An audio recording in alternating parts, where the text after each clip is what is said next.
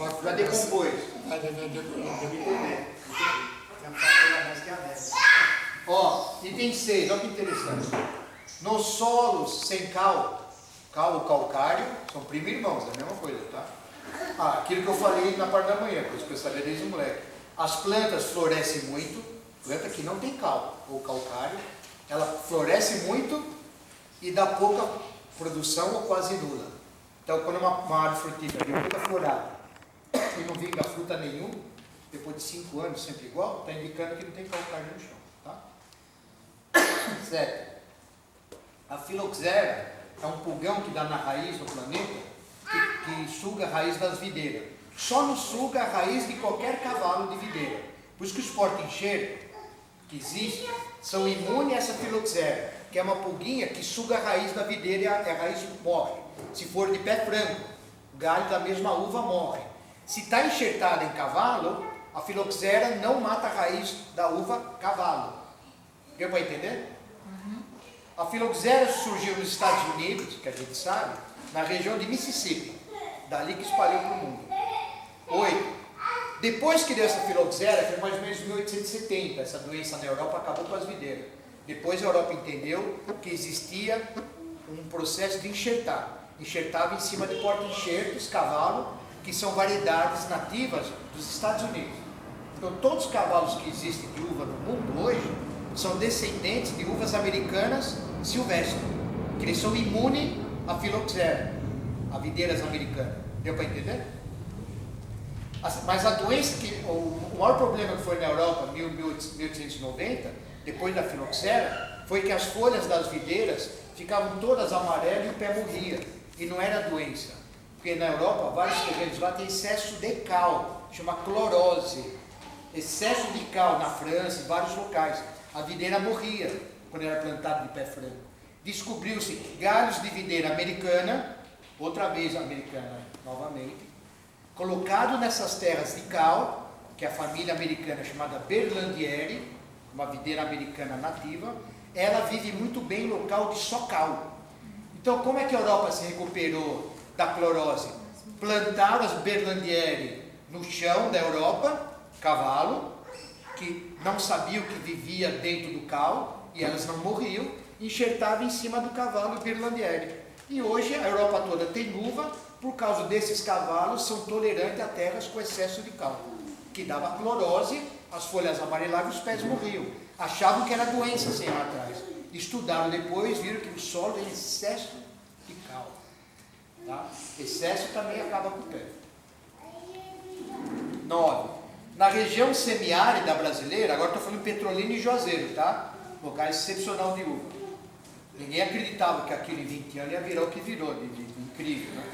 A região semiárida brasileira, por ser um local quente, extremamente seco, que lá quase não chove, não há filoxera. Porque a filoxera só vem em clima que a terra é terra gorda e tem muita matéria orgânica com umidade. É o clima nosso, chuva, matéria orgânica. Como lá não chove e é meio arenoso, então a filoxera não se multiplica lá. Mas neste clima deles de solo, de areia quente e abafado no chão, dá nematóide. Nematóide é os tumores que dão nas raízes dos cavalos ali. Então existe também porta-enxerto, também da família Americanas, novamente estou falando, videiras nativas americanas, que são tolerantes a nematóide. Então lá eles plantam já variedades de cavalos, de famílias que são tolerantes não a filoxera, que lá não tem filoxera, o problema maior deles lá é nematóide, são pequenos tumores na raiz que a planta morre. Resolveu lá com a Berlandieri. Tá? Tá bom? 10. Adicionar água no cal virgem. Se colocar água aqui, aqui ele é cal virgem. Se colocar água, se você ler no litro, se você ler no livro, você já preparou a cal extinta? Você vai falar, mas que raio que é cal extinta? O que é? Você perguntou, mas o que é cal extinta? É um termo que se usa na literatura quando o cal virgem, que já está em pó, você misturou ele na água, ele muda de nome para química. Se você ler cal extinto, Será que é outro tipo de cal? Não, é o cal virgem que já está em pó, você colocou água nele. Os químicos chamam de cal extinto, não é outro produto, é que ele tem água. Quimicamente ele muda de nome. Isso confunde todos nós, hein? Confunde. É um troço terrível, viu? Mas a gente vai aprendendo aos poucos. 11. A cal, olha o importante do cal ou do calcário, que são primo irmão. Presta atenção. A cal, todos os livros que eu li de adubação, novos ou antigos, falam a mesma coisa. A cal é uma ligação entre a planta e os adubos. Ou seja, se o teu terreno não tem calcário, pode pôr adubo no chão, o que você quiser, a planta não assimila. Porque a ponte de assimilar a raiz, assimilar o adubo, ele só assimila o adubo que você colocou, qualquer adubo, químico ou não, mineral ou não, ou palha ou não importa. Só assimila a nutrição, a raiz, se nesta terra tem cal ou calcário. Senão, tem um bloqueio. Você põe adubo, você fala, estou pondo adubo, a planta não reage, ela continua andando. É que ela não tem cal no chão. Não está tendo assimilação da adubação, porque não tem cal no chão. Calcário ou cal. Vocês entenderam? Os agrônomos recomendam fazer o calcário, né, uma incorporação uns 20 centímetros da terra, uns 3 meses antes da adubação. Perfeito. Porque é o tempo que ela leva para abaixar o pH da terra. É isso aí. Por isso que eu falei as fazendas agora em abril e maio.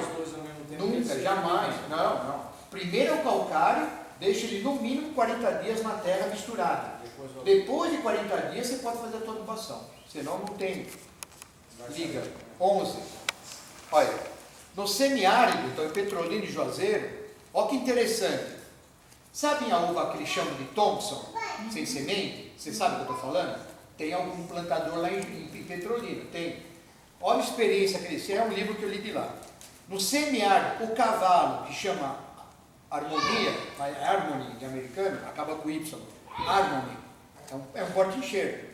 No terreno deles, que é semiárido arenoso, lá em Petrolina, a uva Thompson, depois de 8, 10 anos de experiência, aproximadamente, viram que a uva Thompson, no cavalo Harmonia, Harmony no caso, foi que deu o cacho da Thompson, os grãos mais bonitos e mais saborosos. Nos outros cavalos deu cachos, não de tanta qualidade. Então, nesse caso, no semiárido, pelo que eu entendi, o cavalo que estão selecionando para a uva Thompson é a Harmonia. É uma específica para essa uva. Ensaio que eles estão fazendo há muitos anos. Vocês estão vendo que videira, não é brincadeira? Cada região do Brasil é uma conversa. Não existe receita de bolo, né? Não. Se a senhora plantar aqui nesse morro, nós estamos aqui, no Jabaquara, a uva Isabel, a senhora planta aqui 10 pés. Digamos que ele mora no morro lá na frente, ali, 300 metros daqui. Ele vai plantar mesmo Isabel lá do outro lado, numa baixada. Vai dar Isabel, mas se você olhar os cachos, o paladar e o tipo do grão, é diferente. Aqui, 300 metros de distância. Nada é igual a nada. Vai pelo vinho, né? Hã? Vai pelo vinho. O vinho, cada terreno dá um vinho diferente do outro, embora a uva é a mesma. É isso. Isso, exatamente. 12. Nas regiões mais quentes do Brasil, isso é muito interessante, isso os antigos em Ferraz já falavam, a gente tinha uma pequena noção, e hoje os livros publicam isso. Aliás, já falei isso muitas vezes já. Nas regiões mais quentes do Brasil, para a fabricação de suco de uva, só funciona bem a produção para sucos de uva, locais quente e seco, a variedade é Isabel precoce, que é diferente da Isabel, é uma mutação. A Cora e a Violeta, são duas variedades criadas na Embrapa do Rio Grande do Sul. Então, uva para suco e geleia, em regiões quentes do Brasil, tem que ser essas 3 variedades de uva, que suporta calor intenso. Já local que é úmido, que nem sul do Brasil, aqui em São Paulo, Santo André, Mogi, Ferraz, lugar úmido normalmente, já se planta com a uva Isabel, não a precoce, a Isabel, a Concorde e a Bordeaux. São uvas, essas duas primeiras americanas, a Isabel e a Concorde, são uvas americanas, que são plantadas nos Estados Unidos na costa leste. Mas sério, mas por que na costa leste americana? Porque é banhada pelo Mar Atlântico. E aquela costa leste, que nem a nossa costa brasileira, tem muita umidade. Estas uvas americanas só vão em lugar bem úmido pelo clima natural, que nem o nosso clima da capital de São Paulo. Já uvas finas americanas, finas, já é plantada na costa leste, aonde é o Pacífico.